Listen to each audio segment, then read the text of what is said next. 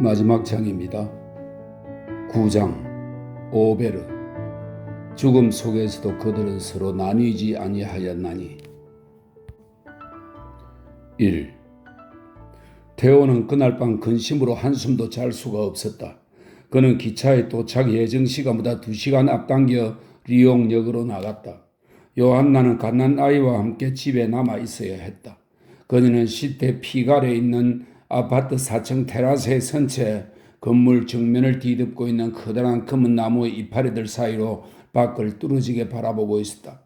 그녀는 시태 피갈 입구를 초조하게 지켜보면서 한 대의 마차가 피갈로로부터 꺾여져 들어오기를 기다리고 있었다.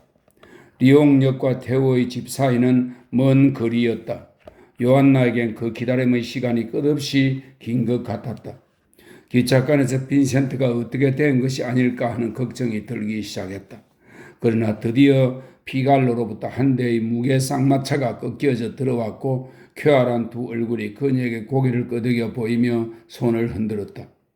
시태 피갈은 막다른 골목으로 맨 끝은 한 석조 가옥의 튀어나온 모퉁이와 정문에 의해 막혀 있었다. 부유하고 점잖아 보이는 그 거리 양편으로는 기다란 건물이 2개 서 있을 뿐이었다. 테오가 사는 집은 그 거리의 막다른 끝에서 제일 가까운 8번지였는데 작은 정원에서부터 뒤로 조금 물러선 지점에 서 있었고 전용으로 사용하는 개인 도로가 있었다. 불과 몇 초 뒤에 쌍마차는 커다란 검은 나무가 서 있는 입구에 멈추어 섰다. 빈센트는 청계를 뛰어 올라갔고 테오가 그 뒤를 바싹 따라 올라갔다. 요한나는 한 병약한 사람을 보게 될 줄로 기대했는데 지금 자신을 2팔로 끼어안는 남자는 건강한 혈색을 지니고 있었고 얼굴에는 미소와 대단히 강한 표정을 담고 있었다. 더할 나위 없이 건강한 사람 같은 걸 테오보다 훨씬 더 튼튼해 보여 라는 게 그녀에게 제일 처음 떠오른 느낌이었다. 그러나 그녀는 감히 그의 귀를 쳐다볼 엄두가 나지 않았다. 야, 테오. 요한나의 2 손을 잡고 흡족스러운 듯이 그녀를 바라보면서 빈센트가 소리쳤다. 너 정말로 훌륭한 아내를 골랐구나. 고마워 형. 테오가 웃었다. 테오는 자기 어머니와 같은 틀을 가진 여자를 선택했다. 요한나는 안나 코르넬리아와 똑같이 부드러운 갈색 눈을 가지고 있었고 똑같이 넉넉한 인정과 동정이 깃든 상냥한 이해심을 가지고 있었다. 갓난 아이가 이제 불과 몇 달밖에 안 되었는데도 그녀는 벌써 여가장다운 체취를 어렴풋이 풍기고 있었다. 그녀는 수수하고 착한 생김에다 무딘 타원형에 가까운 얼굴이었고 밝은 갈색의 풍성한 머리칼은 네덜란드인 특유의 높직한 이마로부터 뒤로 간단하게 빗어 넘겨져 있었다. 테오를 향한 그녀의 사랑 속에는 빈센트도 포함되어 있었다. 테오는 빈센트를 침실로 끌고 갔다. 거기엔 갓난 아이가 요람에 누워 자고 있었다. 2 사람은 말없이 눈물을 흘리며 그 아이를 바라보았다. 요한나는 그들이 잠시 단 둘이만 있고 싶어 하리라는 것을 눈치챘다. 그녀는 가만가만 문가로 걸어갔다. 그녀가 막 손잡이를 잡았을 때 빈센트가 미소 띤 얼굴로 그녀에게 돌아서서 아기 요람을 덮은 크로시의 뜨개질 커버를 가리키며 말했다. 아기를 뜨개질해서 만든 이불로 너무 두껍게 덮어주지 마세요, 제수씨. 요한나는 가만히 문을 닫고 나갔다. 빈센트는 아이를 다시 내려다보면서 살로서 살붙이를 남기지 못한 남자, 죽음이 영원히 죽음으로서 끝날 뿐인 자식을 가지지 못한 한 남자의 무서운 비애를 느꼈다. 테오는 그의 생각을 읽을 수 있었다. 아직 시간이 있잖아, 형. 형을 사랑하고 형의 힘든 인생을 함께 나눌 아내를 언젠가는 찾게 될 거야. 아니야, 테오. 이제 너무 늦었어. 난 바로 요 전날만 해도 형에게 완벽하게 맞을 여자를 발견했었는걸? 정말이 아니겠지. 누구였는데? 투르게네프의 처녀지에 나오는 처녀야 생각나? 니힐리스트들과 함께 일하면서 협정 문서를 갖고 국경을 넘는 여자 말이냐? 형의 아내는 그런 여자여야 해. 인생의 비참함을 밑바닥까지 속속들이 겪은 여자여야. 하지만 그런 여자가 나한테서 뭘 바라겠니? 한쪽 귀밖에 없는 남자한테서? 아기 빈센트가 깨어나 그들을 올려다보며 웃었다. 태호는 아기를 요람에서 들어올려 빈센트의 두 팔에 안겨주었다. 아주 부드럽고 따뜻하구나. 작은 강아지 같아. 아기를 가슴에 꼭 대고서 빈센트가 말했다. 이것 봐, 스트룩은 아기를 그렇게 안 하면 안 돼, 형. 차라리 그린 붓을 안고 있는 게 편할 것 같구나. 태호는 아이를 받아들고 한쪽 어깨에 기대어 안았다. 아기의 곱슬곱슬한 갈색 머리칼이 태호의 머리에 닿았다. 빈센트에겐 그들의 모습이 똑같은 한 돌에 새겨 만든 상처럼 보였다. 그래, 태호야. 그가 체념한 듯 말했다. 사람들에겐 각자 자기 나름대로 매체가 있는 거야. 넌 살아있는 살로서 창조를 하고 난 물감으로서 창조를 하고. 그래, 형. 정말 그래. 그날 밤 빈센트가 돌아온 것을 환영하기 위해서 많은 친구들이 태호의 집으로 왔다. 맨 처음 도착한 사람은 오리에였다. 그는 머리칼을 길게 늘어뜨린 잘생긴 젊은 남자였는데 턱수염은 턱 양편으로만 자라있고 그 한가운데에는 한우로의 털도 나있지 않았다. 빈센트는 그를 침실로 안내했다. 거기에 태호가 그려둔 몽티셸리의 꽃다발 그림이 있었던 것이다. 당신의 글 속에서 당신은 내가 금속성의 보스과도 같은 특성을 가진 사물들의 색수차를 파악하는 유일한 화가라고 썼더군요. 하지만 몽티셸리의 이 그림을 보아요. 내가 파리에 오기 아주 오래전에 파다는 이미 거기에 도달했었어요. 한 시간이 지났을 때 빈센트는 오리에의 주장을 꺾으려는 노력을 포기하고서 그의 글에 감사하는 뜻으로 생레미의 척백나무를 그린 캔버스들 중 한 점을 그에게 선사했다. 툴루즈 로트레크가 들이닥쳤다. 6층까지 올라온 탓에 숨을 헐떡거리면서도 여느 때와 다름없이 여전히 쾌활했고 여전히 입이 흠했다. 빈센트, 악수를 하면서 로트레크가 외쳤다. 지금 층계를 올라오다 장의사를 지나쳤는데 그 장의사가 당신을 찾고 있던 것이겠소? 아니면 나를 찾고 있던 것이겠소? 그야 로트레크 자네를 찾고 있었던 거지. 장의사가 나한테 별 볼 일이 있을 리 없거든. 당신한테 자그마한 내기를 걸지요. 장의사의 장부에 당신 이름이 내 이름보다 앞에 나온다는 것이 말이요. 좋아. 그런데 뭘 걸지? 카페 아테네스의 저녁 식사와 오페라座관람. 둘이 좀 섬뜩한 농담을 주고받지 않았으면 좋겠군. 태호가 보일락말락 미소 지으며 말했다. 낯선 사람 한 명이 앞문으로 들어와 로트레크를 쳐다보고는 멀찍이 떨어진 구석에 있는 한 의자에 풀썩 앉았다. 로트레크가 그 사람을 소개해 주길 모두들 기다렸지만 로트레크는 여전히 얘기만 계속했다. 자네 친구를 소개하지 않겠어? 빈센트가 물었다. 저 사람은 내 친구가 아니요. 로트레크가 낄낄거렸다. 나의 감시인이라니까? 순간 괴로운 침묵이 흘렀다. 아니 못 들었어 빈센트? 내가 2달 동안이나 제정신이 아니었다는 것을 술을 너무 많이 마신 탓에 그렇게 되었다고 말하더군. 그래서 지금은 우유를 마시고 있어. 당신한테 다음 파티에 초대장을 보내지요. 그 초대장엔 내가 소의 젖이 아닌 엉뚱한 땀 부분에서 우유를 짜내는 광경이 그려져 있거든. 요한나가 다과를 돌렸다. 누구나 할 것 없이 한꺼번에 떠들어댔고 허공엔 담배 연기가 자욱했다. 그걸 보면서 빈센트는 파리의 옛 시절을 떠올렸다. 조르주 쉐라는 어떻게 지내지? 빈센트가 로트레크에게 물었다. 조르주? 아니 그 사람 소식을 모른단 말이에요?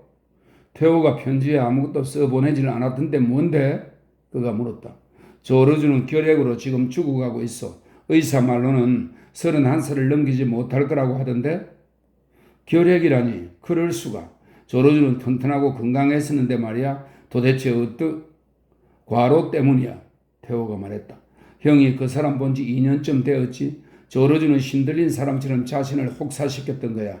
하루에 2~3시간만 잠을 자고 그 나머지 시간을 꼬박 미친 듯이 일했으니 그의 그 늙으신 착한 어머니조차 그를 구할 수 없었지. 그럼 조르주는 곧 가버리겠구나? 빈센트가 깊은 생각에 잠겨 말했다. 빈센트에게 주려고 집에서 만든 과자를 한 봉지 들고서 루소가 들어왔다. 언제나 다름없는 그 둥근 밀짚 모자를 쓴 탕기 영감은 그에게 일본 판화를 선물로 주면서 파리로 다시 돌아온 그를 맞으니 무척 기쁘다고 기분 좋은 말들을 들려주었다. 10시가 되었을 때 빈센트는 자기가 아래로 내려가서 올리브를 사오겠다고 굳이 우겼다. 그는 올리브를 모든 사람에게 먹이고 로트레크의 감시인에게도 주었다. 플로방스에 있는 이 은녹색의 올리브 나무 숲을 한 번이라도 본다면, 빈센트가 외쳤다. 당신들도 평생 올리브를 먹으려고 할 걸. 올리브 나무 숲 얘기가 나왔으니 말인데 빈센트, 로트레크가 말했다. 알을 여자들은 어떻든가요? 다음날 아침 빈센트는 아기가 전용 개인 도로에서 일광욕을 할 수 있도록 요한나를 대신하여 거리 아래로 유모차를 옮겨 놓았다. 그리고 나서 다시 아파트로 돌아간 그는 셔츠 바람으로 서성이며 벽들을 바라보았다. 벽들이 온통 그의 그림으로 뒤덮여 있었다. 식당의 벽난로 위에는 감자 먹는 사람들이, 그 실에는 알을 풍경과 로온강의 밤 풍경이, 침실에는 꽃피는 과수원이 있었다. 요한나의 가정부가 어떻게 손댈 수가 없을 정도로 액자에 끼우지 않은 캔버스들이 침대 밑에, 소파 밑에, 장 밑에 한 무더기씩 있었고 손님용 침실에도 빼곡하게 쌓여 있었다. 무언가를 찾으려고 태호의 책상을 뒤지다가 그가 무거운 끈으로 묶어놓은 큼직한 편지 꾸러미를 우연히 발견했다. 그것이 자기가 보낸 편지들인 것을 알고 그는 깜짝 놀랐다. 20년 전 그가 해역의 구필 화랑을 향해 춘데르트를 떠났던 날부터 동생에게 써보냈던 글들을 태호는 하나도 빼놓지 않고 꼼꼼하게 보관하고 있었던 것이다. 통틀어 700통의 편지가 있었다. 빈센트는 태호가 도대체 무엇 때문에 그 편지들을 간직해 두었는지 의아스러웠다. 그 책상의 다른 곳에서 그는 지난 10년간 자신이 태호에게 보냈던 대생들을 발견했는데 모두 일목요연하게 연대순으로 분류되어 있었다. 보리나주 시대에 그려진 광부들과 버럭 탕 위에 몸을 굽히고 있는 광부들의 아내들의 그림, 에텐 부근의 들판에 스파트를 가는 사람, 씨 뿌리는 사람, 헤이그의 늙은 남자들과 여자들, 게스트의 밥 가는 사람들, 슈베닝겐의 어부들, 누에넨의 감자 먹는 사람들, 배 짜는 사람들, 파리의 레스토랑과 거리 풍경, 아를 초기의 해바라기와 과수원 스케치, 그리고 생레미 요양원의 뜰. 개인전을 열어야겠군. 그가 탄성을 질렀다. 그는 벽에 걸린 그림들을 전부 떼내고 스케치 꾸러미를 풀어놓고 온갖 가구 밑에 쌓여있는 액자에 끼우지 않은 캔버스들을 꺼냈다. 그는 그것들을 아주 자세하게 시대순으로 분류했다. 그리고서는 자신이 작업을 했었던 곳의 정수를 가장 훌륭하게 포착한 스케치들과 유화들을 골랐다. 집 현관으로부터 들어오는 곳에 있는 현관홀에다가는 보리나주의 광부들이 탄광에서 나오는 모습, 그들이 타원형의 스토브에 몸을 굽히고 있는 모습, 초라한 오두막집에서 저녁을 먹고 있는 광경들을 그린 초기의 섭작 30점가량을 피인으로 고정시켜 걸어놓았다. 여긴 목타나 전시실이야. 그는 스스로에게 일렀다. 그는 집 안의 나머지 공간을 훑어보고는 욕실이 현관홀 다음으로 별로 중요치 않은 장소라고 결정했다. 그는 의자를 밟고 서서 브라반트의 농부들을 그린 에텐 시절의 습작들을 사방 네 벽에다 직선이 되도록 일렬로 나란히 앞정으로 고정시켰다. 그리고 여긴 마땅히 목수용 연필화 전시실이라고 해야겠군.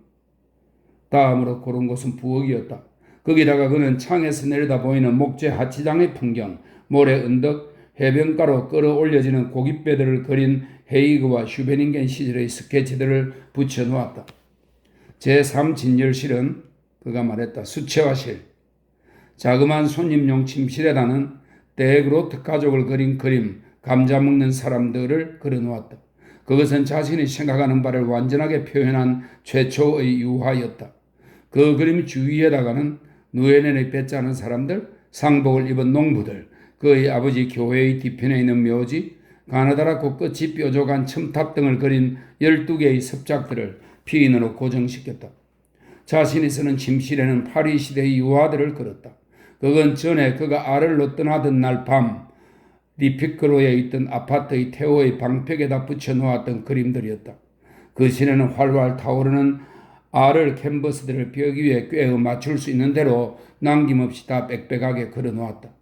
태호의 침실에다는 생레미 요양원에 있는 동안 만들었던 그림들을 그렸다. 그 일이 끝나자 그는 바닥을 치우고서 모자와 코트를 걸쳤다. 4층 청계를 걸어내려간 그는 시대 피갈의 햇빛 속에서 자신과 똑같은 이름의 아기가 탄 유모차를 밀었고 한편 요한나는 그의 팔을 잡고서 네덜란드 말로 그와 얘기를 주고받았다.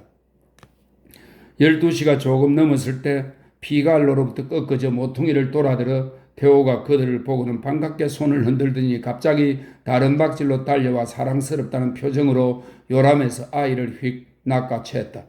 그들은 유모차를 아파트 관리인에게 맡기고서 유쾌하게 떠들며 청계를 올라갔다.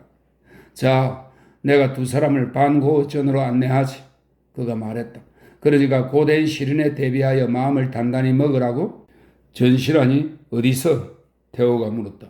눈을 감기만 해. 빈센트가 말했다. 그가 문을 휙 열었고 세 사람의 반고 가족은 현관홀로 들었었다. 테오와 요한나는 깜짝 놀라 주위를 뚫어지게 바라보았다.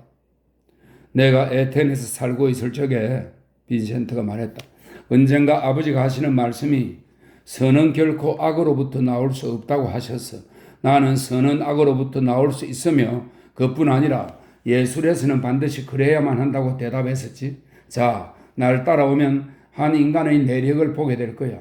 처음 시작할 때는 서투른 어린애처럼 미숙했었지만 10년간의 끊임없는 각고 끝에 마침내 하지만 그건 두 사람이 스스로 판단을 내려야 하겠군. 그는 두 사람을 이 방에서 저 방으로 본래의 연대 순서대로 안내하였다. 그들 세 사람은 화랑을 방문한 사람들 마냥 서서 한 인간의 인생인 그 작품들을 바라보았다.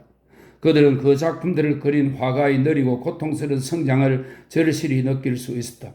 표현의 성숙을 향해 더듬어 나가는 과정, 파리에서 일어났던 대변혁, 그리고 아르에서 격하게 터져나온 그의 강렬한 육성, 그 강렬한 육성이 지나간 각고의 세월의 모든 것을 포착해 놓고 있었다.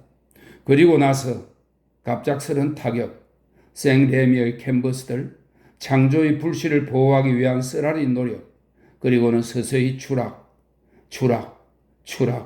추락에 가고 있었다. 그들은 진열된 작품을 뜻하지 않게 찾아온 낯선 손님들의 눈으로 바라보았다. 그 작품들 앞에서 30분이라는 짧은 시간 동안에 그들이 본 것은 한 인간이 지상에서 머물렀던 압축된 자취였다. 요한나가 브라반트 고유의 점심 음식을 내놓았다. 빈센트는 네덜란드 음식을 다시 맛보게 되어 여간 기쁘지 않았다. 요한나가 식탁을 치우고 나자 빈센트와 테오는 파이프에 불을 붙이고서 한가롭게 얘기를 주고받았다. 형, 굉장히 신경을 써서 주의 깊게 가시의 의사가 말하는 대로 뭐든 다 해야만 해? 그래, 테오야, 그러지. 왜냐하면 그 사람은 신경질환의 전문 의사거든. 그가 지시하는 대로 해내기만 하면 형은 틀림없이 회복될 거야. 약속할게. 가시는 그림도 그리거든. 매년 피 반 리시엘이라는 이름으로 앙대팡당 전에 출품하고 있지. 그 사람 작품이 괜찮으냐? 아니, 그렇다고는 말할 수 없어. 하지만 천재를 알아보는 데는 천재적인 재능을 갖고 있는 사람이야. 그는 20살 나이에 의학을 공부하러 파리에 왔다가 그룹에 미르제, 샹플레리, 포르돈과 친구가 되었어. 카페라 누벨 아텐에 자주 들락거리다가 곧 마네, 르누아르, 드가, 듀랑트, 클로드 모네와 친하게 되었지. 도비니와 도미에는 인상파 같은 것이 생기기도 오래전에 가시의 집에서 그림을 그렸었지. 정말이 아니겠지. 그가 갖고 있는 그림들은 거의 전부가 그 집의 정원이나 거실에서 그려진 것들이야. 피사로, 기요멘, 시슬레, 들라크루아 모두가 오베르에 있는 가시의 집으로 그림을 그리러 갔었거든. 세잔, 로트레크, 슈에라의 그림들도 그 집의 벽에 걸려 있을 거야. 정말이야, 형. 금세기 중반 이후의 중요한 화가치고 가시의 친구 아닌 사람이 없었어. 와, 잠깐만 태워. 너 날 놀리려고 그러는 거지. 난 그렇게 유명한 사람들 축에 끼일 만한 사람이 아니잖아. 그 사람이 내 작품을 본 일이 있니? 이런 바보. 그럼 그 사람이 무엇 때문에 그렇게 열심히 형을 오베르로 오도록 만들려고 하겠어? 제 얘기를 내가 어떻게 알아? 그는 지난번 앙테팡당 전에 출품했던 아르의 밤 풍경들을 그린 형의 그림들을 그 전시회 전체에서 가장 훌륭한 작품이라고 생각하고 있어. 이건 진짜 정말인데 형이 고갱과 그 노란 집을 위해 그렸던 해바라기 판넬화를 보여주자 그 사람들의 눈물이 핑 돌던걸. 내게 하는 말이 당신 형은 위대한 화가야. 이 해바라기들의 노란색은 미술의 역사상 유래를 찾아볼 수 없는 거지. 이 그림들만으로도 당신 형은 불멸의 존재가 될 걸세? 라고 하더군. 빈센트는 머리를 걸쩍이며 희죽 웃었다. 글쎄, 그가 말했다. 가세 의사가 나의 해바라기 그림을 그런 식으로 생각해 주고 있다면 둘이 잘 어울릴 수 있겠는걸? 2. 가세 의사가 테오와 빈센트를 맞으러 역에 나와 있었다. 그는 초조하고 흥분되어 진득하게 눌러있지 못하는 작은 남자였는데 두 눈에는 간절한 우수가 담겨 있었다. 그가 빈센트의 손을 따뜻하게 꼭 잡았다. 그래. 여기가 진짜 화가의 마을이라는 걸 알게 될 거야. 당신도 곧 여기가 좋아질 거야. 이제를 갖고 왔군. 물감은 충분하오. 당신 당장 작업을 시작해야 해. 오늘 오후에 우리 집에서 나와 함께 식사를 하지. 새 캔버스들을 좀 갖고 왔어. 여기선 아르의 그 황색을 발견할 수는 없을 테지만 하지만 여기엔 다른 것들이 있으니까 그래. 여기서 다른 것들을 발견하게 될 거야. 당신 꼭 우리 집에 그림을 그리러 와야 해. 그러면 내가 도비니로부터 로트레크까지 모든 화가들이 그렸던 꽃병들과 테이블을 내주지. 기분은 어떻소? 몸은 건강해 보이는데 여기가 마음에 들 것 같소? 그래. 우리가 당신을 돌보아 줄 거야. 당신을 건강한 사람으로 만들어 줄 거야. 역 플랫폼에서 빈센트는 작은 나무 숲을 향해 푸른 우아저 강물이 비옥한 골짜기를 헤치고 구불구불 흘러가는 것을 바라보았다. 그는 그 전체 풍경을 한눈에 바라보려고 한쪽 옆으로 조금 달려갔다. 테오가 나직한 어조로 가세 의사에게 말했다. 부탁입니다만 제 형을 주의 깊게 지켜봐 주십시오. 그가 말했다.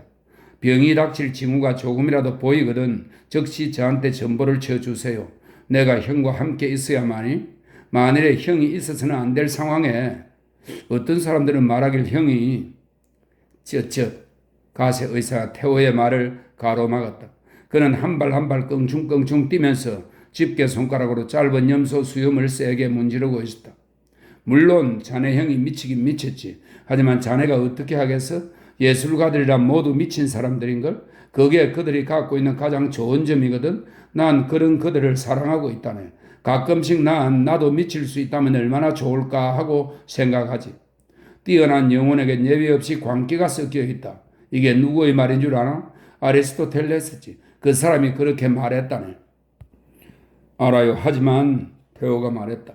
형은 점수입니다. 겨우 37인걸요? 인생의 전성기가 아직도 앞에 남아있지 않습니까? 가세 의사는 우습게 생긴 흰 모자를 휙 벗어들더니 아무 뜻도 없이 머리카락을 여러 번 쥐어 뜯었다. 나에게 맡기게. 난 화가들을 다루는 법을 알고 있거든. 자네 형을 한 달 뒤엔 건강한 사람으로 만들어 놓을 테니까 제작에 착수하도록 만들어야겠어. 그게 치료지. 내 초상화를 그리라고 하면 되겠군. 당장 오늘 오후부터 자네 형의 마음에서 병이 빠져나가도록 만들어 주겠네. 전원의 맑은 공기를 크게 들이쉬면서 빈센트가 되돌아왔다. 넌 요한나와 어린 것을 이곳으로 데리고 와야 해, 테오. 아이들을 도시에서 키운다는 건 죄악이야. 그래. 자네 일요일날 와서 우리와 하루 종일 함께 보내야 해. 가세 의사가 외쳤다. 감사합니다. 정말 꼭 그러고 싶군요. 저기 제가 탈 기차가 오는군요. 자, 안녕히 가세 의사님. 제 형을 돌봐주신다니 정말 감사합니다. 형 매일매일 내게 편지해. 가세 의사에겐 사람들의 팔꿈치를 잡고서 자기가 가고 싶은 방향으로 나가도록 미는 버릇이 있었다. 지금도 그는 빈센트를 앞으로 밀면서 흥분한 높은 목소리로 얘기들을 연신 쏟아내고 있었다. 그는 이것저것 얘기들을 끌어모아 떠들어댔고 자기가 묻고는 자기가 대답하면서 성급하게 짓거려대는 독백의 홍수 속에 빈센트를 삼켜버렸다. 저게 마을로 가는 길이지. 그가 말했다. 앞으로 곧장 나 있는 저 긴 길 말이오. 하지만 자 우선 당신을 이 언덕으로 데리고 올라가 진짜 경치다운 경치를 보여주지. 이제를 등에 지고 걸어도 괜찮소? 저 왼편에 있는 것은 가톨릭 교회요. 가톨릭은 언제나 사람들이 우르르 올려다 보도록 자기들의 교회를 언덕 위에다 짓는다는 것을 알고 있어. 이런 나도 분명 늙어가고 있군. 이 비탈이 해마다 점점 더 가파르게 보인단 말이야. 저건 참 아름다운 밀밭이요. 그렇지 않소? 오베르 일대는 밀밭으로 둘러싸여 있지. 당신도 언제든 와서 저 밀밭을 그려야 해. 물론 프로방스 밀밭 같은 황색은 아니지만 저 오른편에 있는 게 공동묘지요. 강과 계곡이 내려다 보이는 이곳 언덕마루에다 공동묘지를 세운 거지. 어디에 묻히든 그게 죽은 사람들한테 큰 차이가 있으리라 생각하오. 죽은 사람들한테 이 우아즈 골짜기에서 가장 아름다운 것을 내주었거든. 들어가 보겠소? 묘지 안쪽에서 보면 강을 제일 똑똑히 볼 수 있지. 봉투아즈 쪽까지 보이니까 말이요. 문이 열려있군. 그냥 밀기만 해요. 그렇지. 자, 이곳이 기분 좋지 않소? 바람을 막기 위해 저 담장들을 세운 것이지. 가톨릭이나 프로테스탄트나 똑같이 여기에 묻힌다오. 빈센트는 등에서 이젤을 벗어 내려놓고서 의사의 입에서 홍수처럼 쏟아지는 말들로부터 도망치기 위하여 앞서 걸어갔다. 언덕 맨 꼭대기에 누워있는 공동묘지는 아담한 사각형 모양이었는데 한쪽 부분은 비탈에 걸쳐 있었다. 빈센트는 뒤편의 담장으로 갔다. 거기서는 그의 발밑에 펼쳐진 우아즈 계곡의 전체 풍경을 한눈에 볼 수 있었다. 차가운 푸른 강물은 선명한 빛깔의 실록으로 뒤덮인 강둑을 양편에 끼고서 아름답게 굽이쳐 흘러가고 있었다. 오른편으로는 마을의 초가 지붕들과 그 조금 너머로 다른 언덕이 보였고 그 언덕 꼭대기에 성이 하나 서 있었다. 묘지 안엔 깨끗한 5월의 햇살과 이른 봄꽃들이 가득했다. 묘지 위로는 고운 푸른 하늘이 드리워져 있었다. 그 아름다운 완전한 정적은 무덤 저편으로부터 오는 정적인 것 같았다. 가시에 선생님, 빈센트가 말했다. 난 프랑스로 갔었던 게 나한텐 좋았던 것 같아요. 하지만 이제 보니 북부가 한결 더 좋군요. 보세요. 저 멀리 있는 강둑은 온통 바이올렛 빛깔이군요. 아직 태양이 푸르름을 터뜨리지 않았기 때문이겠죠? 그래. 바이올렛. 저게 바로 거기지. 그리고 얼마나 온화하고 평온하고 아늑한지. 빈센트가 중얼거렸다. 언덕을 도로 구불구불 내려온 그들은 밀밭과 가톨릭 교회를 지나 마을 한가운데를 향해 오른편의 곧바른 길로 들었다. 당신을 내 집에 묵게 할 수 없는 게 정말 안타깝군. 가시 의사가 말했다. 하지만 어떡하나 빈 방이 없으니 내가 당신을 좋은 여인숙으로 안내하지. 그리고 매일 우리 집으로 와서 당신 집처럼 편히 그림 그리며 지내도록 해요. 빈센트의 팔꿈치를 잡고서 그를 앞서 나가게 한 가시 의사는 읍사무소 넘어 그의 강둑까지 그를 데리고 내려갔다. 거기에 피스객 여인숙이 하나 있었다. 가시가 여인숙 주인에게 말하자 그는 하루 6프랑의 숙식을 제공하겠다고 응했다. 이젠 좀 차분히 자리 잡을 기회를 주어야겠군. 가시가 외쳤다. 하지만 1시에 식사하러 와야 한다는 걸 잊지 말아요. 그리고 올 때는 이젤을 갖고 오도록. 당신 내 초상화를 그려주어야만 해. 당신의 새 그림들도 보여주고 둘이서 푸짐하게 얘기를 나눠보자고.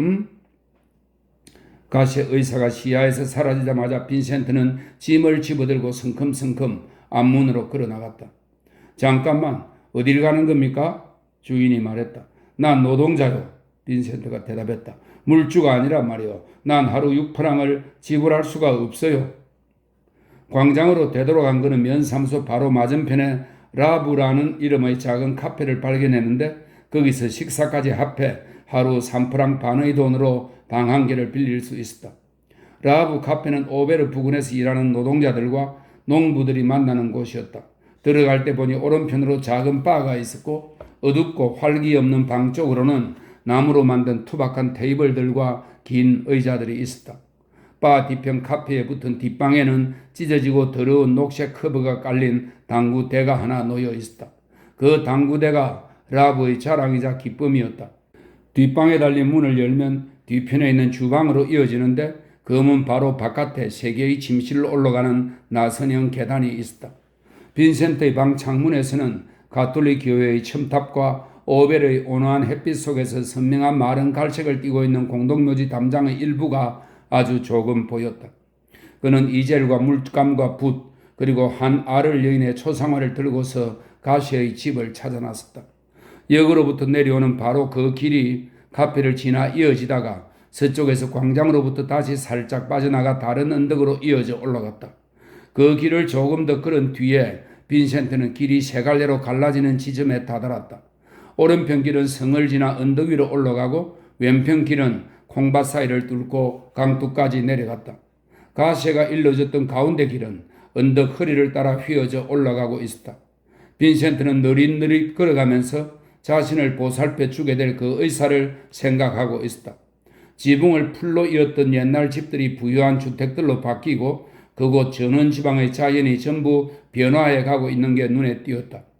빈센트는 높지간 돌벽에 붙어있는 노시의 손잡이를 당겼다. 종이 짤랑거리자 가시가 달려나왔다. 그는 가파른 돌층계를 올라 3층에 있는 계단식 화원으로 빈센트를 안내했다. 그 집은 튼튼하게 잘 지어진 3층 건물이었다. 가시의 의사는 빈센트의 팔을 굽혀 발꿈치를 잡고는 뒤뜰 이곳저곳으로 끌고 다녔다. 뒤뜰에다 가시의 의사는 오리, 암탉, 칠면조, 공작, 제대로 종의 구색을 맞춘 것도 아닌 고양이들을 한 무리 키우고 있었다. 이젠 거실로 들어가지 빈센트. 뒤뜰의 가금 하나하나의 생활사를 처음부터 끝까지 시시콜콜 설명하고 나서 가시의 의사가 말했다. 집 정면에 위치한 거실은 큼직하고 천장도 높았지만 정문을 향한 자그마한 창문이 겨우 2개 있을 뿐이었다. 방이 큼직함에도 불구하고 가구, 골동품, 갖가지 장식품들이 꽉 들어차 있어서 방 한가운데의 테이블 주위에서조차 두 사람은 거의 움직일 수가 없었다.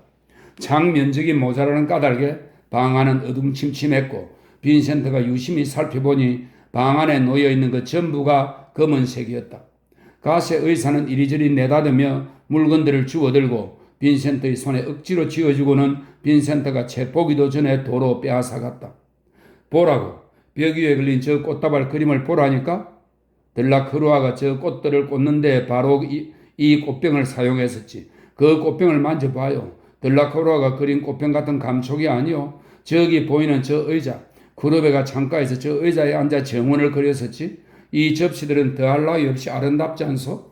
이건 데물레행이 일본에서 돌아올 때 내게 갖다 준 거지. 클로드 모네가 이걸 정물화로 그렸었는데 그 그림이 2층에 있어요. 날 따라와요. 그걸 보여줄 테니까. 점심 식탁에서 빈센트는 쾌활하고 잘생긴 15살의 소년인 가세의 아들 폴을 만났다. 가세는 그 자신이 위가 나쁜 환자임에도 불구하고 5코스의 음식을 차렸다. 빈센트는 생레미의 렌스콩과 흑방에만 길들여져 있었던지라 3번째 코스 뒤엔 너무 힘들어서 더 먹을 수가 없었다. 자, 그럼 이제부터 제작을 시작해야 해? 의사가 외쳤다. 당신 내 초상화를 그리는 거야? 내가 지금 이대로 포즈를 취하고 있을 테니까, 응? 당신을 좀 더 잘 알게 된 뒤라야 될 것 같은데요, 의사 선생님. 그렇지 않으면 아무런 설득력도 없는 초상화가 될 겁니다. 아마도 당신 말이 옳겠지. 아마도 옳을 거야. 하지만 어쨌든 무언가 그리긴 해야 할 텐데. 당신이 어떤 식으로 제작하는지 보여주겠소? 난 정말 몹시도 보고 싶은데. 아까 정문에서 봐둔 곳이 있는데 그 풍경을 그리고 싶군요. 좋아요, 좋아. 내가 이제를 세워두지. 폴, 빈센트 씨의 이제를 정문에다 내다 놔라. 당신이 그리고 싶은 곳이 어딘지 가르쳐 주겠소? 그러면 누구 다른 화가가 바로 그 지점을 그린 적이 있는지 일러줄 테니까. 빈센트가 그림을 그리는 동안 가시 의사는 기쁨과 놀라움과 경악이 섞인 몸짓으로 작은 원들을 그리며 그의 주위에서 이리저리 내닫고 있었다. 그는 날카로운 탄성을 마구 질러대면서 빈센트의 어깨너머로 끊임없이 충고를 쏟아놓았다. 그렇지, 그렇지. 이번에는 잘 잡았군. 그건 시몽색이지. 아, 조심하라고. 잘못하다간 그 나무를 망치겠는걸. 아, 옳지, 옳지. 이젠 잘 됐어요. 아니지, 아니라니까. 코발트색은 이제 그만. 여긴 플로방스가 아니야. 이제 알겠군. 맞아, 맞아. 그거 썩 좋군. 아, 조심하라고 빈센트. 그 꽃에다 노란색을 아주 조금만 집어넣게. 그래, 그래. 바로 그렇게. 모든 사물들을 살아있는 것으로 만드는 당신의 재주란 참. 당신의 붓이 닿으면 움직이지 않는 게 없군. 안 돼, 안 돼. 아, 부탁이야. 조심하라고. 너무 많이는 말고. 아, 그렇지. 이젠 됐네. 놀랍군. 빈센트는 의사가 제멋대로 하는 해석과 혼잣말을 참을 수 있는 데까지 참았다. 그러다가 결국 그는 껑충거리고 있는 가시에게 몸을 돌리고서 말했다. 그렇게 흥분하고 안달하는 건 자신의 건강에 좋지 않을 텐데요.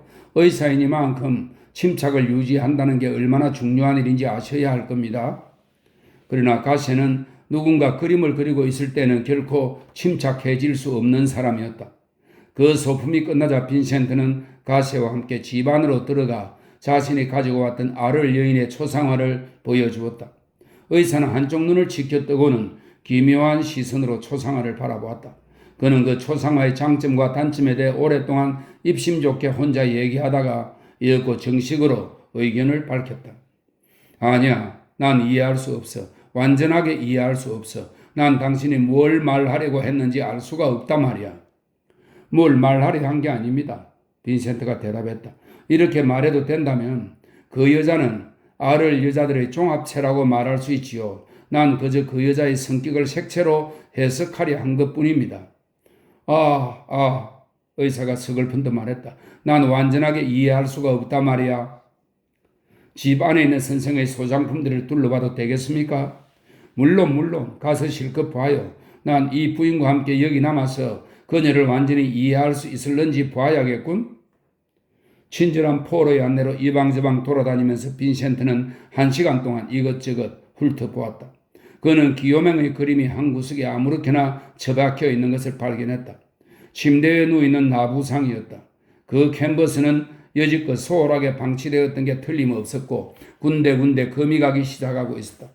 빈센트가 그걸 자세히 살펴보고 있을 때 가세 의사가 흥분한 얼굴로 달려 올라와 R을 여자의 초상화에 대해서 연거푸 질문을 쏟아놓았다. 아니 여태껏 쭉 그 그림만 쳐다보고 있었단 말인가요? 빈센트가 물었다. 그래. 그게 온다고 그게 와. 그 여자가 느껴지기 시작한단 말이야? 내가 금방진 것인지는 모르겠지만 가세 선생님, 이건 아주 뛰어난 기요맹의 그림입니다. 곧 액자에 끼우지 않는다면 완전히 폐품이 될 거예요. 가세의 귀엔 그의 말이 들리지도 않았다. 당신은 드로잉에서 고갱을 따랐다고 말하는데 난 거기엔 동감이 아니야. 그 색채의 부조화가 그게 그 여인의 아름다움을 죽여버리거든. 아니야. 죽이는 게 아니라 돌아가서 다시 봐야겠군. 그 여자가 나에게 다가와 천천히 그 여자가 나를 향해 캔버스에서 뛰쳐나올 거야. 가세는 R을 여인의 초상화 주위에서 뛰어다니면서 그 여인에게 손가락질하고 두 팔을 휘두르고 혼자서 중얼거리고 수많은 것들을 묻고 거기에 대답하고 갖가지 포즈를 취하면서 나머지 긴 오후 시간을 보냈다. 밤이 내릴 무렵 그 여인은 그의 가슴을 완전히 사로잡았다. 고양된 정적이 그를 덮쳤다. 단순해진다는 건 얼마나 어려운 일인가. 평온한 탈진 상태에서 그림 앞에 선 채 그가 짧게 말했다. 그렇죠. 이 여인은 아름답군 아름다워. 난 저만한 깊이를 가진 인물을 처음 보았네. 마음에 드신다면 빈센트가 말했다. 저 여인은 의사 선생님의 것입니다. 그리고 오늘 오후에 정원에서 그린 풍경도. 하지만 어째서 그 그림들을 내게 준다는 거요, 빈센트? 귀중한 것들인데. 가까운 앞날에 아마도 당신이 날 보살펴 줘야만 될 텐데 난 당신에게 지불할 돈이 없거든요. 그러니까 그 대신에 그림으로 갚는 거지요.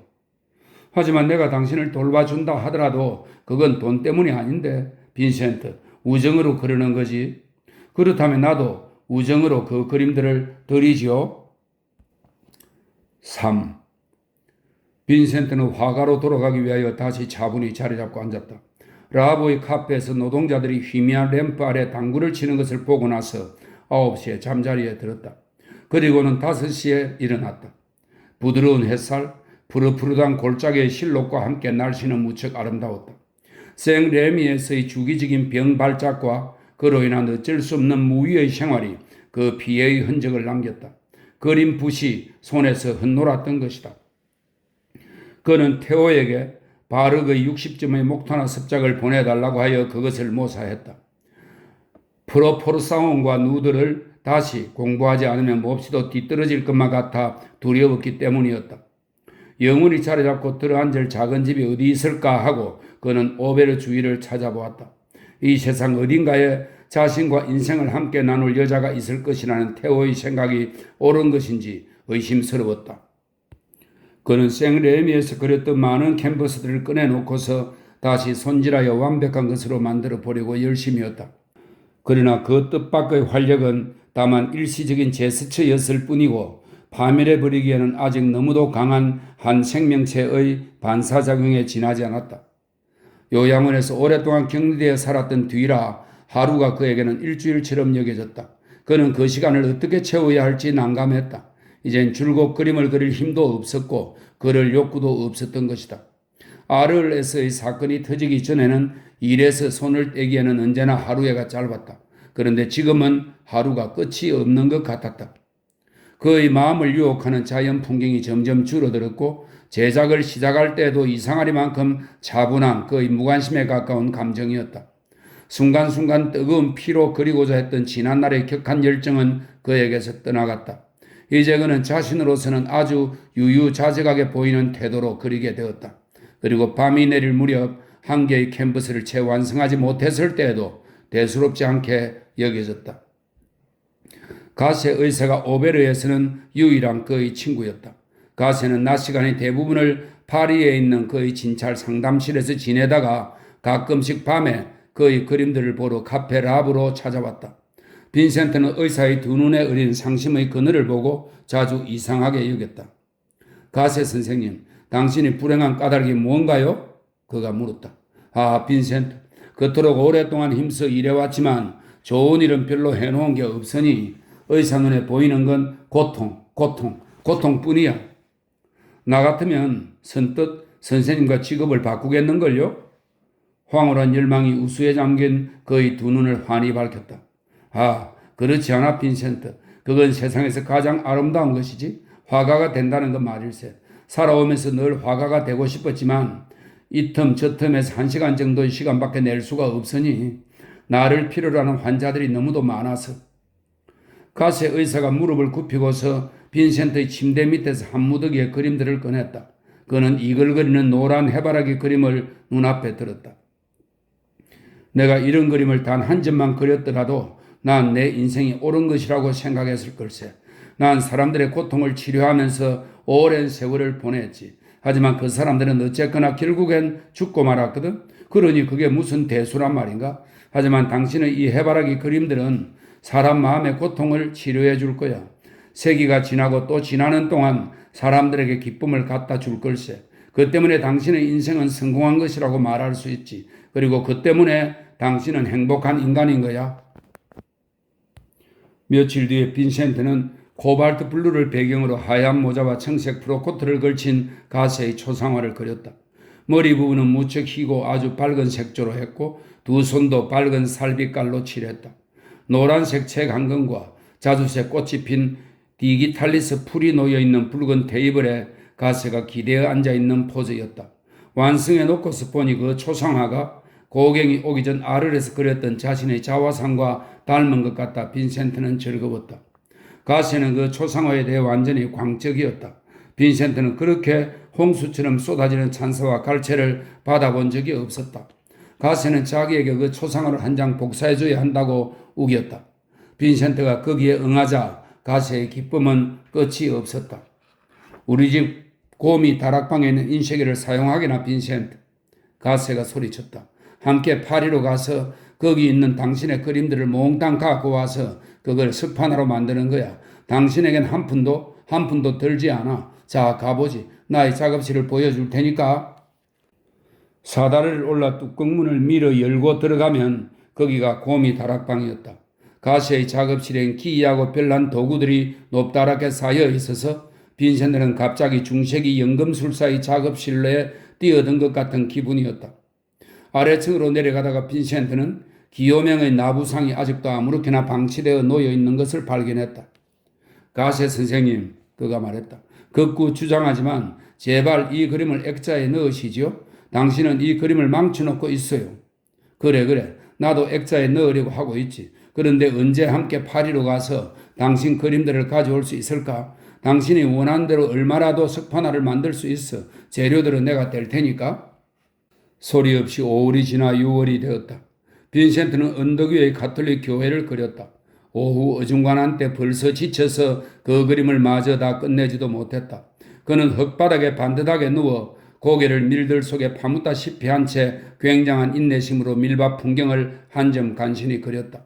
도빈이 부인의 집을 대형 캔버스에다 그렸다. 또 하나 나무들 사이로 보이는 한 하얀 집을 밤하늘과 창문에 비치는 오렌지색 불빛과 검은 나무 이파리들과 함께 어두운 장밋빛을 섞어 그렸다. 그리고 끝으로 아주 검은 배나무 두 그루가 노랗게 변해가는 하늘을 배경으로 서 있는 저녁 풍경을 그렸다. 그러나 그림에서 생기가 사라졌다. 달리 할 일이 없기 때문에 습관으로 일할 뿐이었다. 10년간 엄청나게 일해온 무시무시한 힘의 여세로 그나마 조금 더 계속했을 뿐이었다. 전에는 그에게 전율과 흥분을 주던 자연 풍경도 이제 무심하게 보였다. 저런 것을 벌써 몇 번이나 그렸었는걸?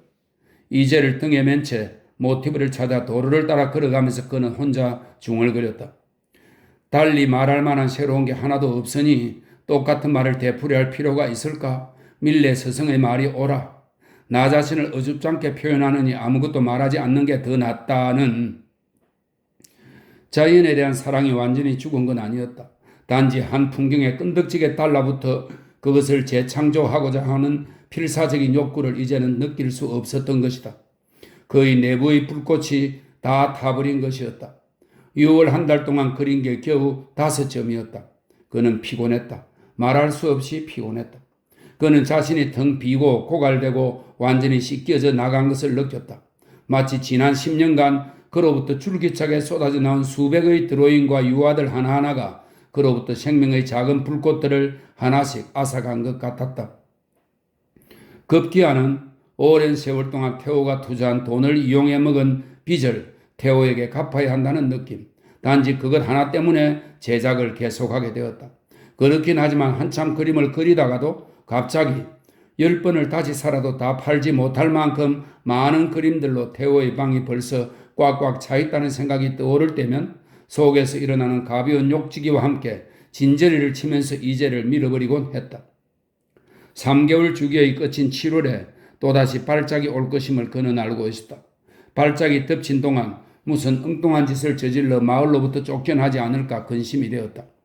태호와 돈 때문에 확실하게 해놓지 않고 파리를 떠나왔기 때문에 그는 태호로부터 얼마만한 액수를 받게 될지 의심스러웠다. 게다가 두 눈에 비탄과 광의가 번갈아 교체하는 가시의 표정에서 그는 날이 갈수록 더 심한 역겨움을 느꼈다. 그리고 설상가상으로 태호의 아기가 병이 났다. 자신의 이름을 이어받은 어린애에 대한 근심으로 빈센트는 미칠 지경이었다. 그는 참을 수 있는 데까지 참다가 결국 파리행 기차를 탔다. 그의 갑작스런 도착으로 시대 피갈의 혼란은 더 커졌다. 태호는 창백하고 아픈 것 같아 보였다. 빈센트는 그를 위로하려고 안간힘을 썼다. 내 걱정은 이 갓난애뿐만이 아니야, 형. 태호가 마침내 털어놓았다. 또 뭐냐, 태호? 발라동, 그가 날들어 사표를 내게 하겠다고 얼러대잖아? 이런 태호, 그럴 수가. 넌 16년간을 구필 화랑과 함께 지냈는데? 알아. 하지만 그는 내가 인상파들 때문에 정상적인 장사를 소홀히 해왔다고 말하는 거야. 인상파 그림들은 많이 팔지 못하는 데다가 팔 경우에도 가격이 낮거든. 발라동은 내가 맡은 가게가 지난 1년 동안 적자를 보았다고 주장하고 있어. 하지만 그가 진짜로 널 내쫓을 수 있을까? 왜 못해? 반고 가문이 갖고 된 주식은 남김없이 다 팔려버렸는걸? 그럼 어떻게 하지, 태호? 너희 가게를 열래? 어떻게? 돈을 조금 저축해 놓긴 했었지만 결혼과 이 아이 때문에 다 써버렸거든? 그 수천 프랑의 돈을 나한테 쳐넣지만 않았더라면. 자, 형 제발. 그건 이것과는 아무 상관도 없어. 형도 알다시피 난. 그런데 넌 어떻게 하겠니? 요한나와 어린 것이 있는데. 그래, 글쎄 나도 모르겠어. 우선 당장은 이 어린애 걱정뿐이야. 빈센트는 파리를 돌아다니며 여러 날 머물렀다.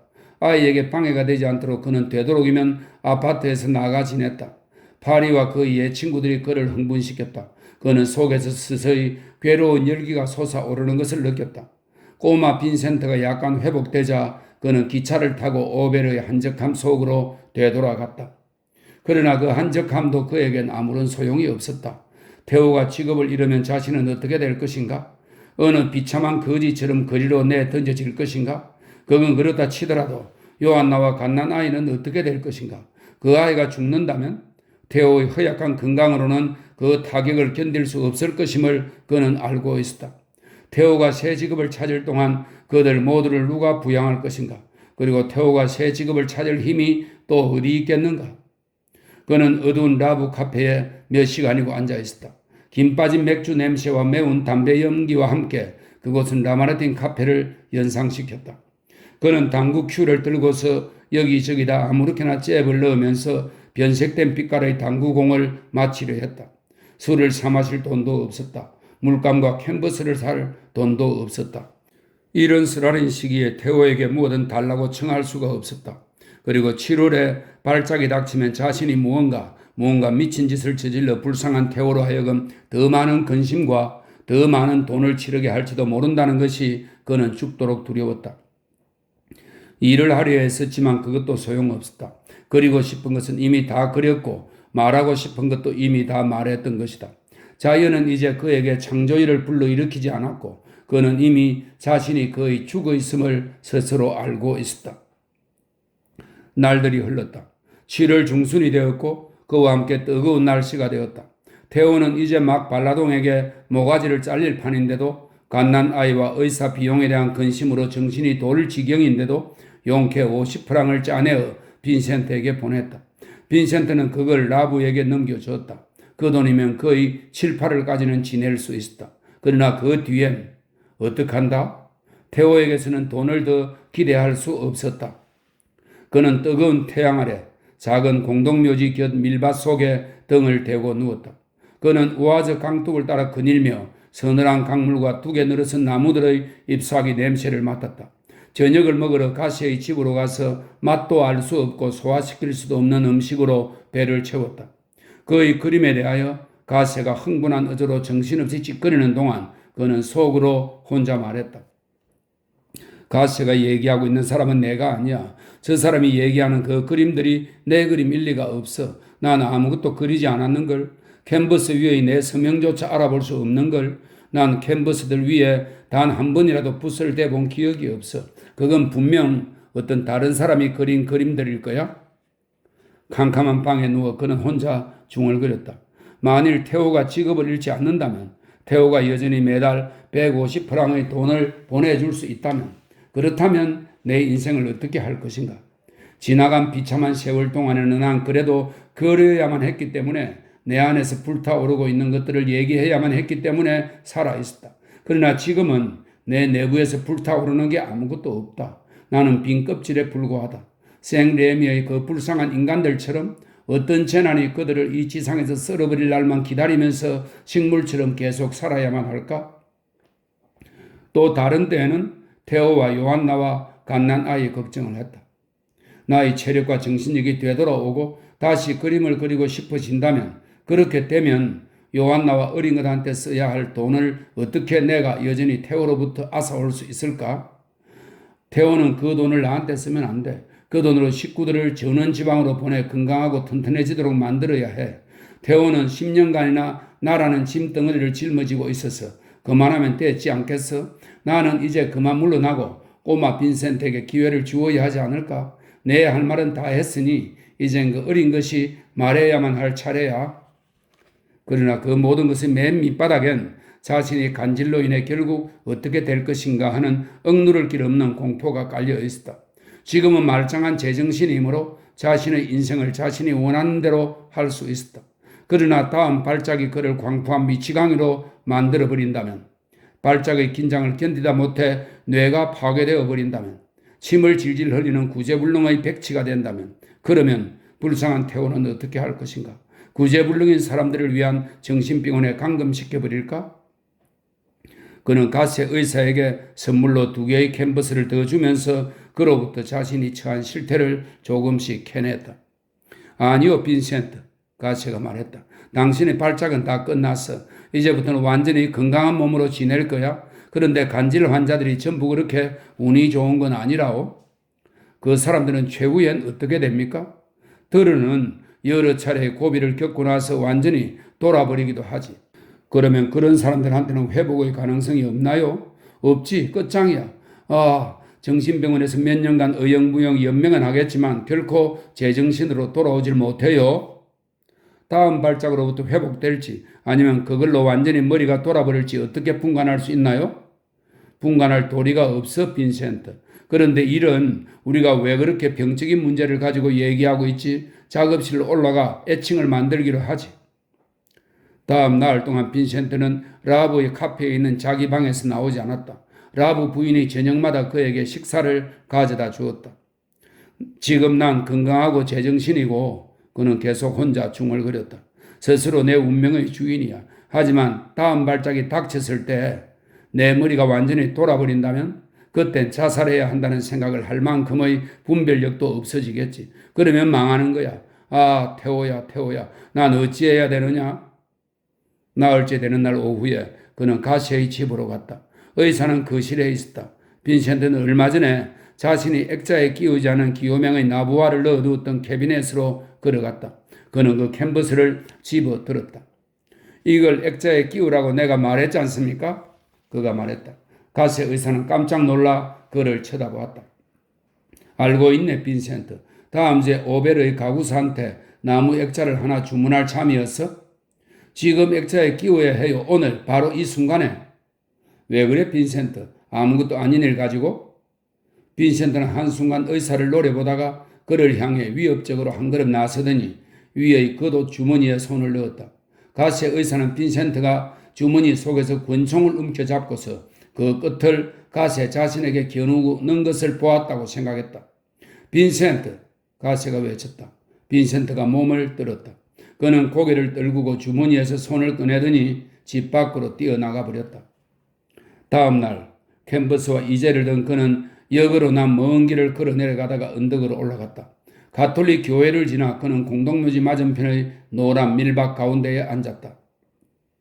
정오 무렵 불 붙는 듯한 태양이 머리 위로 내려 쬐고 있을 때 돌연 검은 새 한 떼가 하늘에서 쏟아져 나왔다. 허공을 가득 채우고 태양을 캄캄하게 만들면서 두꺼운 밤의 모포로 빈센트를 뒤덮은 그 검은 새떼가 그의 머리칼 속으로, 눈 속으로, 코 속으로, 입 속으로 날아들어 숨막힐 듯 빽빽한 푸드기는 검은 날개들의 먹구름 속에 그를 파묻어 버렸다. 빈센트는 제작을 계속했다. 그는 노란 밀밭 위를 나는 그 새떼를 그렸다. 얼마나 오랫동안 붓을 휘둘러 댔는지는 알 수 없었지만 어쨌든 그림이 완성된 것을 보고서 그는 한 구석에다 까마귀가 나는 밀밭이라고 써놓고 그 캔버스와 이젤을 들고 라보의 카페로 돌아와 그의 방 침대에 가로 쓰러져 그대로 잠들었다. 다음 날 오후 그는 다시 집을 나섰다. 그러나 이번에는 다른 편으로 해서 읍사무소 광장을 빠져나갔다. 그는 언덕을 올라 성을 지나쳤다. 한 농부가 나무에 앉아있는 빈센트를 보았다. 그럴 수 없어. 농부의 귀에 빈센트가 말하는 소리가 들렸다. 그럴 수 없어. 한참 뒤 그는 나무에서 기어내려와 성 뒤에 일구어진 밭으로 걸어 들어갔다. 이제 최후의 때가 왔다. 아르레스 맨 첫 번째 발작이 덮쳤을 때 그는 이런 때가 오리라는 것을 알고 있었다. 그러면서도 깨끗이 결별할 수가 없었던 것이다. 그는 안녕을 구하고 싶었다. 그 모든 것에도 불구하고 그가 살았던 세상은 훌륭했었다. 고갱이 말한 대로 독이 있으면 해독제도 있었다. 그리고 이제 그 세상을 떠나면서 그는 세상을 향하여 안녕을 구하고 자신의 삶의 형성에 도움을 주었던 그 모든 친구들을 향하여 안녕을 말하고 싶었다.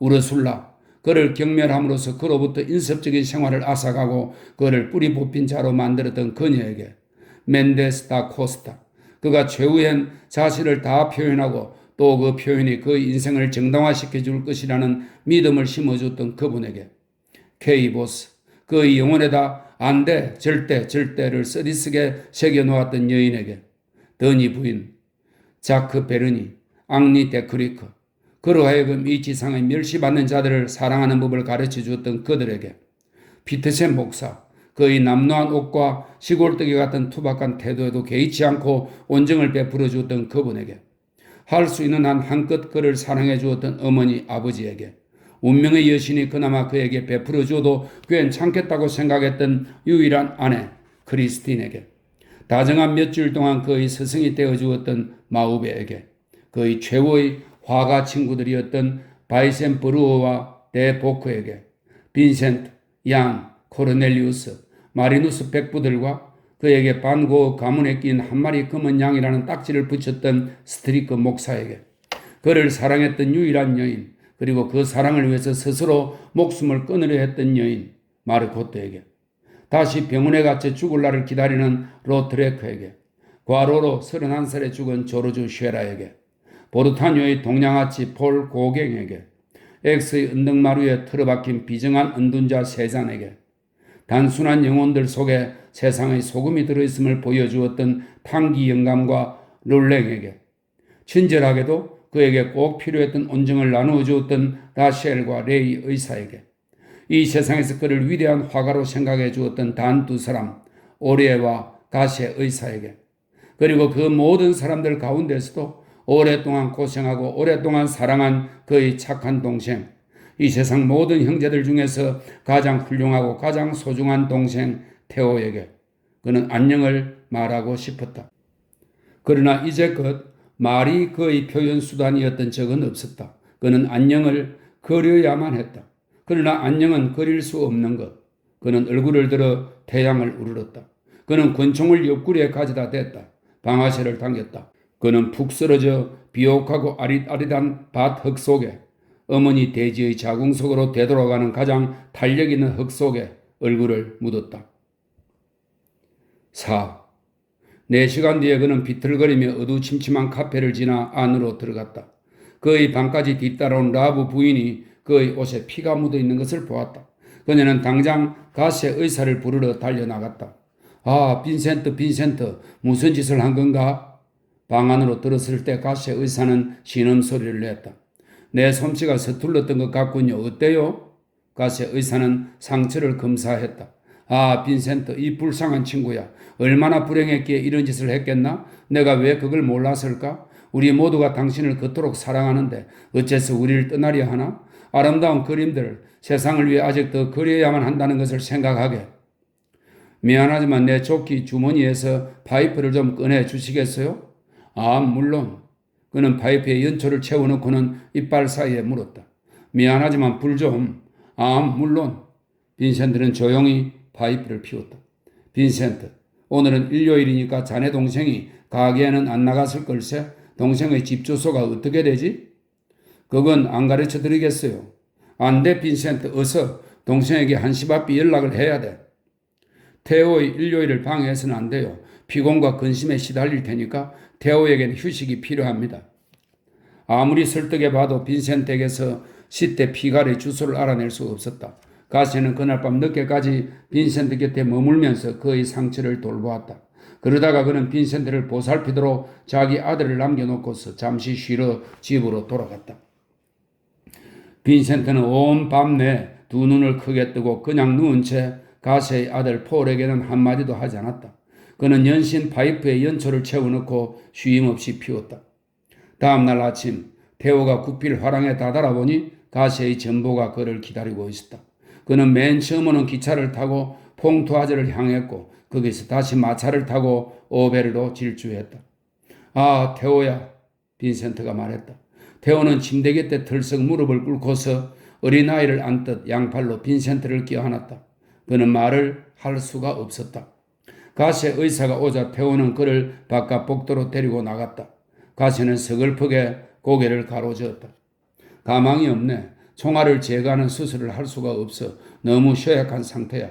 워낙에 그렇게 강철 같은 몸이 아니었더라면 밭에서 벌써 죽었을 걸세.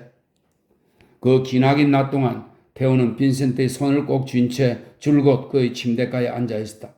밤이 내리고 방 안에 단 둘만 남게 되자 형제는 브라반테스의 어린 시절 이야기를 조용히 나누기 시작했다. 형, 리스위크의 그 물방앗간 생각나? 무척 오래된 물방앗간이었지. 안 그래, 테오? 개천을 끼고 작은 길을 따라 우린 함께 걸어가면서 인생을 설계하곤 했었잖아. 한여름에 높다랗게 자란 밀밭 가운데서 놀 때면 넌 내 손을 늘 꼭 잡곤 했었지. 바로 지금처럼 말이야. 생각나니, 테오? 그래, 형. 아를 병원에 있었을 때 난 자주 춘데르트를 생각했었다. 테오, 너와 난 참 아름다운 시절을 보냈었지. 부엌 뒤편에 있는 뜰에서 잘 놀았었어. 아카시아 나무 그늘 밑에서 말이야. 어머니가 점심으로 치즈빵을 만들어 주시곤 했는데 그게 아득한 옛날 이야기인 것 같다, 형. 그래, 정말 인생은 긴 거니까 테오, 제발 몸 조심하거라. 건강을 잘 간수해야만 해. 요한나와 어린 것 생각을 해야지. 둘이 튼튼하고 건강한 몸이 되도록 그들을 적당한 시골로 데리고 가거라. 그리고 구필 화랑에 잊지 말아라, 테오. 그들은 너의 인생을 다 뺏어가고서 아무런 보답도 해주지 않았어.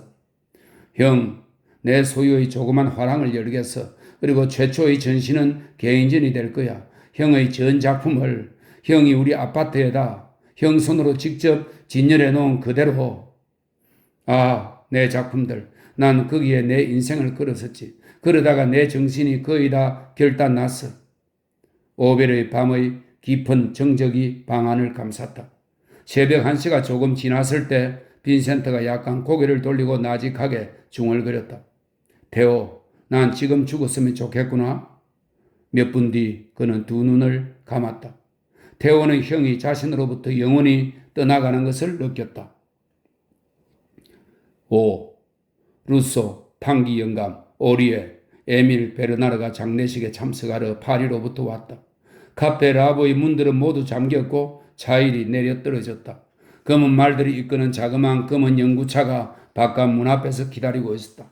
사람들이 빈센트의 관을 당구대 위에 뉘었다. 테오, 가세 의사, 루소, 탕기 영감, 오리에, 베르나르, 그리고 카페 주인 라부 등이 말을 잃은 채 모여 서 있었다. 그들은 서로 바라보지도 못했다. 아무도 목사를 불러들일 생각을 못했다. 연구차의 마부가 앞문을 두드렸다. 시간 됐습니다, 여러분. 그가 말했다. 제발 그를 이렇게 보낼 수는 없어. 가세가 소리쳤다. 그는 빈센트의 방에서 그림을 전부 끌어내오고 집으로 달려가서 그의 나머지 그림들을 가지고 오도록 자기 아들을 집으로 보냈다. 여섯 남자가 그 그림들을 벽에 거는 일을 했다. 테오는 관 옆에 홀로 서 있었다. 태양빛으로 가득 찬 빈센트의 캔버스들이 그 단조롭고 침울한 카페를 눈부시게 빛나는 대성당으로 변모시켰다. 사람들이 다시 당구대 주위에 모였었다. 가시만이 겨우 말을 꺼낼 수 있었다. 절망하지 맙시다. 우린 빈센트의 친구들이니까. 빈센트는 죽지 않았어. 그는 결코 죽지 않을 거예요. 그의 사랑, 그의 천재성, 그가 창조해낸 위대한 아름다움은 영원히 살아남아 세상을 살찌울 겁니다. 나는 그의 그림을 볼 때면 언제나 거기서 새로운 믿음, 인생의 새로운 의미를 발견했지요. 그는 거상이었고 위대한 화가, 위대한 철학자였습니다. 그는 예수를 향한 사랑 앞에 순교한 것입니다. 테오는 애써 그에게 감사를 표하려 했다. 그는 눈물로 목이 막혔다. 그는 말을 잇지 못했다. 빈센트의 관에 뚜껑이 덮여졌다. 그 여섯 친구들이 당구대에서 관을 들어 올렸다. 그들은 그 초라한 카페 밖으로 관을 들고 나갔다. 그리고는 연구차 안에다가 가만히 관을 내려놓았다. 그들은 검은 마차를 뒤따라 햇빛이 환히 내려쬐는 길을 걸어 내려갔다. 그들은 초가집들과 자그마한 시골 주택들을 지나쳤다. 여기에서 연구차는 왼쪽으로 돌아 언덕을 천천히 올라가기 시작했다. 그들은 가톨릭 교회를 지나 노란 밀밭을 꾸불꾸불 헤치고 나아갔다. 검은 연구차가 공동묘지 문 앞에 멈추었다. 테오는 관을 묘지로 운반하는 여섯 사람 뒤에서 관을 뒤따라 걸어갔다. 가시의 의사는 빈센트가 마지막으로 잠들 곳을 그들이 처음 만났던 그날 우아즈 계곡의 아름다운 실록을 굽어보면서 있었던 바로 그 지점으로 택해 놓았다. 테오가 다시 무언가 말하려 했다. 그러나 끝내 할 수 없었다. 사람들이 관을 땅속에 안치했다. 그리고 나서 그들은 삽으로 흙을 퍼넣고서 그 위에 꼭꼭 밟아 다졌다. 일곱 남자는 몸을 돌리고 공동묘지를 나와 언덕 아래로 걸어 내려갔다. 가시 의사가 며칠 뒤에 다시 와 묘지 주위에 온통 해바라기를 심었다. 테오는 시대 피갈의 집으로 돌아갔다. 형을 잃은 상실감이 밤낮을 가리지 않고 삭힐 수 없는 슬픔으로 매 순간 그를 아프게 몰아붙였다. 그 긴장으로 그의 정신이 꺾여졌다. 요한나는 그를 위트레흐트 요양소로 데리고 갔다. 그곳은 전에 마르고트가 들어가 있었던 곳이었다. 그로부터 반년 후 빈센트가 죽었던 바로 그날과 거의 비슷하게 맞추어 테오는 세상을 떠났다. 그는 위트레흐트에 묻혔다. 얼마 뒤 요한나는 위안 삼아 성경을 읽다가 사무엘서의 한 귀절에 우연히 부딪혔다. 죽음 속에서도 그들은 서로 나뉘지 아니하였나니. 그녀는 테오의 유해를 오베르로 옮겨 그의 형 곁에 나란히 뉘었다. 오베르의 뜨거운 태양이 밀밭 가운데의 그 작은 공동묘지에 내려 쬐일 때 테오는 빈센트 무덤의 무성하게 피어난 해바라기 그늘 아래 편히 잠들어 있는 것이다. 이 책은 여기까지입니다. 뒤에 작가 어빙 스톤의 후기가 있습니다. 짧은 글인데 읽겠습니다. 후기. 독자들은 아마 이 이야기 중 얼마만큼이 사실인가? 라고 자문했을는지도 모른다. 실상 대화는 상상할 수밖에 없었다. 또한 마야라는 여인이 등장하는 장면처럼 때로 순전한 픽션을 펼친 곳이 있지만 그것은 독자들도 금방 알아챌 수 있을 것이다. 한두 군데에서 나 자신이 그 증거를 제시할 수는 없지만 분명 그랬을 가능성이 있다고 확신하는 사소한 한 사건을 묘사했는데, 말하자면 파리에서 있었던 빈센트와 세장 간의 짧은 만남이 그것이다. 편의상 몇 가지 꾀를 부린 게 있다. 이를테면 빈센트가 유럽을 고달프게 떠돌아다닐 동안의 화폐 단위를 프랑으로 통일하여 사용한 것이 그런 예이다. 그리고 전체 줄거리 중에서 별로 중요치 않은 서너 가지의 단편적인 이야기들은 생략했다. 이러한 기술상의 특권을 제외하고는 이 책 전체가 사실이다. 나의 주요 증거는 빈센트 반 고흐가 동생 테오에게 보낸 편지를 엮은 세 권의 서한집이다.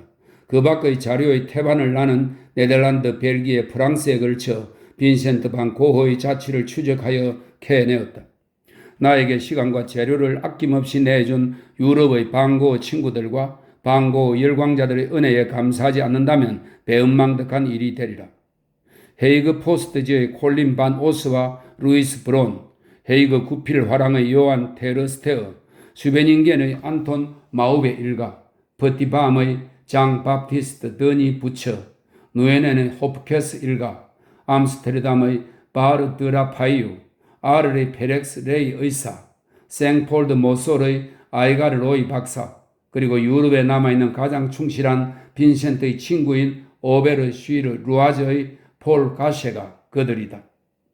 나는 로나 모스크, 앨리스 C.B. 브라운, 레이 C.B. 브라운, 진 팩트스 편집상의 도움의 은혜를 입고 있다. 그리고 마지막으로 이 책의 내용을 원고 상태로 맨 처음 읽었던 루스 알레이에게 깊은 감사를 표하고 싶다. 1934년 6월 6일 어빙스톤.